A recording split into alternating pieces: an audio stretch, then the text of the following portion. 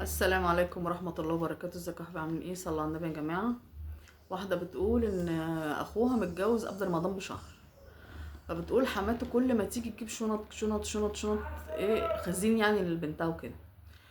وكل مرة وهي نازلة تاخد شنط، وهي نازلة شنطتين وهي نازلة مش عارفة ايه، واحنا مش عارفين حاجة، ما نعرفش حاجة. وكل ما مرات اخويا تقعد معانا، امي جابت لي، ابويا جاب لي، امي جابت لي، ابويا جاب لي. فانا في مرة هي راحت عند امها، وانا رحت طالعه الشقه، فتحت الدلفريزر لقيت فيه حاجات قليله. يبقى معنى كده ان هي امها بتجيب الحاجه وتاخدها تاني، او تاخدها في وقت تاني، يعني من بنتها، والاسم ان هي طالعه بحاجات او جايبه لبنتها حاجات.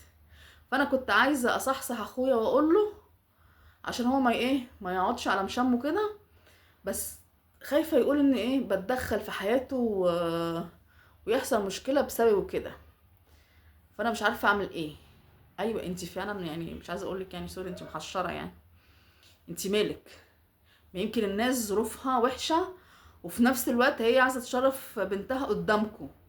ايه المشكله؟ بتجيب مثلا حاجتين، تاخد اي حاجه وبنتها حاجه. ايه المانع؟ ما اخوك موافق وهي موافقه، انت طب ما لا اله الا الله. هو عيب ان ظروفهم وحشه وفي نفس الوقت عايزه تشرف بنتها قدامكم وتكبر ببنتها قدامكم؟ ليه ما تستوريها؟ وهي مش تعمل حاجه وحشه، يعني ما هي متجوزه اخوك، المفروض هو اللي يعمل لها كل حاجه ويجيب لها كل حاجه. يعني امها بالاسم بس عشان مثلا الاسم ان انا جايبه، او مش داخله على بنتي فاضيه. انت مش ضمنك ظروفها عامله ايه، تقدر ان هي تجيب ولا ما تقدرش. يعني يمكن يا ستي بتجيب وتقسم هي وبنتها، انت زعلانه ليه؟ انت مالك؟ يعني مفيش مشكله لاخوكي توجدوا له انت مشكله؟ لا اله الا الله، ما الناس على قد ظروفها المفروض نلم مش نبعتر. يعني تستوريهم مش تفضحيها.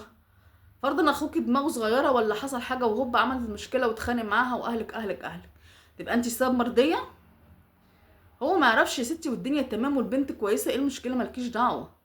هما يمشوا حياتهم زي ما تمشي. انت خسرانه ايه؟ وبتقولي المفروض تنزل الحاجه دي عند امي. امي اولى عشان هي جابت لها جوزها. انت اللي انت طمعانه بقى في الحاجه. مش موضوع بقى تشرف ولا ما تشرفش، ولا جابت ولا ما جابتش، ولا تديكي. طب ما هي زي ما امك جابت لها راجل، امها جابت لك واحده ست في البيت. مفيش حاجه اسمها كده. انت طمعانه بقى انت امك في حاجه البيت، ده موضوع تاني. انت بقى عايزاها تنزل بقى الاكل والشرب عندها وتفضي شقه اخوكي. لا، ده بقى موضوع تاني. دي حاجه بقى مش كويسه. انت مالكيش دعوه. هي عايزه تنزل هتنزل، عايزه تستر بيتها وتستر اخوكي. انت ما حاجه ما تزعلكيش، انا مش شايفه حاجه تزعلك. انت بقى ما ينفعش، ده مش مشكله ومالكيش دعوه، وخليكي في حالك. لكن انت تكلمي اخوكي وتقولي له حماتك بتاخد حاجه ونازله، وانت مش ضمنك ان هي بتاخد حاجه ونازله. مش ضمنك، يمكن جايبه حاجه لنفسها وحاجه لبنتها. انت مالك انت؟ وتنزل المفروض عند مين؟ المفروض عندك انت، عشان انت طماعه. ربنا يهدي الجميع يا رب، وصلوا على النبي يا جماعه، والسلام عليكم في فيديو جديد.